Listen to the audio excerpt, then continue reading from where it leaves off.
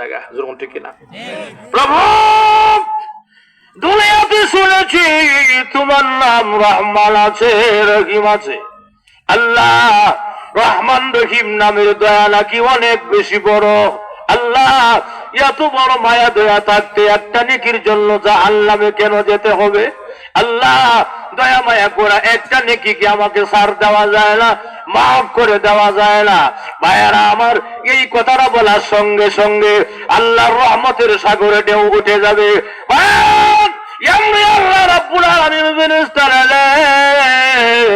এখন আমার বান্দা যে কথা বলছে রে রহমান আর রহিম এখন যদি আমার বান্দাকে মাফ না করি রহমান আর রহিম নামের ইজ্জত থাকে না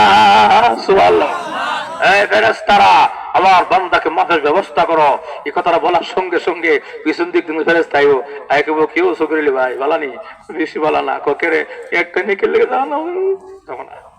একটা নেকির লেগে জাহান্নামে যাওয়া লাগবে মনটা খারাপ নেকি লাগবো নি লাগবো আসেনি বা আছে মানে অবশ্যই আছে নেও নাকি নাও সুবহানাল্লাহ কইয়া আল্লাহ তো নাকি কাটিতে ও তোমার ওই তা আমার হইলে আমি দিয়ে একটা নেকি লেগে কত কিয়ামতের মাঠে দৌড়াদৌড়ি করলাম একটা নেকি পাইলাম না একটা নেকি কেউ দিল না পরিচয় দে না